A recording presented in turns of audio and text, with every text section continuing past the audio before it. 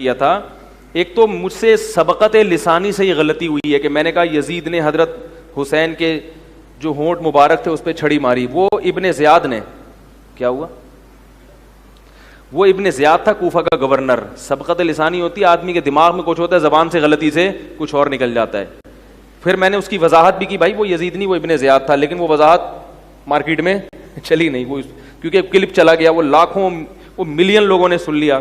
اب سب کہہ رہے ہیں, ایک طرف کہہ رہے کہ یزید کو لعنت اللہ علیہ نہ کہو, دوسری طرف کہہ رہے انہوں نے چھڑی, کیونکہ اگر یزید نے چھڑی ماری ہے یا یزید قتل میں شریک تھا تو پھر وہ بہت بڑا لعنت اللہ علیہ تھا. تو حضرت مفتی تقی عثمانی صاحب کی تحقیق یہ ہے کہ یزید کے بارے میں مستند روایات سے ثابت نہیں ہے کہ وہ حضرت حسین کے قتل میں شریک تھا.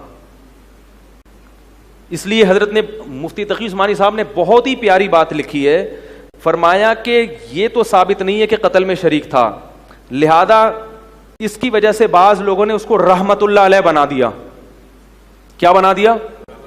لیکن فرمایا کہ اتنا بھی نہیں ہے کہ رحمت اللہ علیہ کہنا شروع کر دو, اس لیے کہ اس کے دور حکومت میں قتل بہرحال ہوا ہے. تو آپ کے دور حکومت میں نبی کے نواسے قتل ہو گئے, تو یہ بھی بہت بڑا جرم ہے. اس لیے انہوں نے اعتدال والی بات کہی کہ اس ہاں یہ پھر ایک بڑا جرم یہ کہ پھر وہ کوفہ کے گورنر کو معزول کیوں نہیں کیا, معزول کیوں نہیں کیا کوفہ کے گورنر کو, یہ بہت بڑا سوال ہوتا ہے.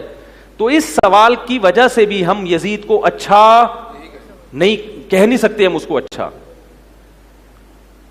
پھر سوال پہ لعنت اللہ علیہ کیوں نہیں کہہ رہے؟ بھائی لعنت اللہ کہنے میں احتیاط کر رہے ہیں, احتیاط اس لیے کہ عین ممکن ہے کہ اس کے پاس کوئی عذر ہو کہ میں ابن زیاد کو معزول نہیں کر سکتا. بعض دفعہ گورنر اتنا مضبوط ہوتا ہے کہ آپ نے اس کو معزول کیا تو آپ کے خلاف کیا ہو جاتی ہے, آپ ہم گھر میں نہیں دیکھتے, لوگ میرے پاس کیس آتے ہیں. ایک صاحب نے میرے پاس کیس آئے کہ بیگم کے معاذ اللہ اللہ نہ کہے, بولتے ہوئے بھی ڈر لگتا ہے کسی سے تعلقات ہو گئے. میں نے کہا طلاق دے دو, کہہ رہے نہیں دے سکتا میں, سالے پکڑ کے کوٹ دیں گے مجھے. ٹھیک ہے نا. تو جب ایک چھوٹے سے گھر میں انسان معذور ہو سکتا ہے تو حکومت بھی بہت سی چیزوں میں معذور ہو سکتی ہے. لیکن پھر بھی یہ ایسے دلائل نہیں ہے کہ ہم اس سے یزید کی تعریفیں شروع کر دیں. تو اس لیے اعتدال والی بات کیا ہے؟ توقف. یوں بولو بھائی اللہ تعالیٰ حضرت حسین کے قاتلوں پر 100 مرتبہ لعنت فرمائے, نام لینے کی ضرورت نہیں ہے, کیونکہ تاریخ میں بہت کچھ الٹا پلٹا کر کے مسخ کر کے پیش کیا گیا ہے.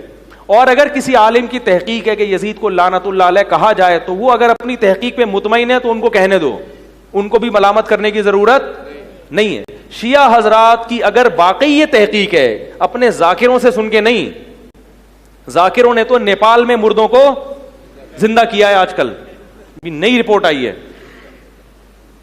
کچھ شیعہ میں سمجھدار بھی ہوتے ہیں الحمدللہ, انہوں نے خود کمنٹ کیے کہ یہ ذاکر کیا ہیں, یہ ہمارے مذہب کو کیا کر رہے ہیں, بدنام کر رہے ہیں. تو میں نے کہا چلو ان کو اتنا تو احساس ہوا کہ کن لوگوں کو لا کے تم نے بٹھایا ہوا یہاں پہ. نیپال میں مردے زندہ ہو رہے ہیں, حضرت عباس آ کے مردوں کو زندہ کر رہے ہیں, صبح ماتم ہوا, پتہ نہیں کیا کیا. اتنے تو ہمارے والے جو ہیں وہ ایک حضرت جی وہ بھی نہیں پھینکتے. خیر, تو کیا کہہ رہا تھا یار میں, ہاں تو اگر کسی شیعہ محقق کی تحقیق ہو, واقعی محقق ہو کہ تحقیق ہو کہ واقعی یزید اس میں, تو اپنی تحقیق اگر اس کی ہے وہ اس بیس پر یزید پر لعنت کرتا ہے تو ہمیں اس پر بھی کوئی اشکال نہیں ہے. ہم تو لوگوں کو اپنا موقف بتا رہے ہیں کہ بھائی ہمارے سامنے چونکہ ثابت نہیں ہوا اس لیے ہم احتیاط کر رہے ہیں.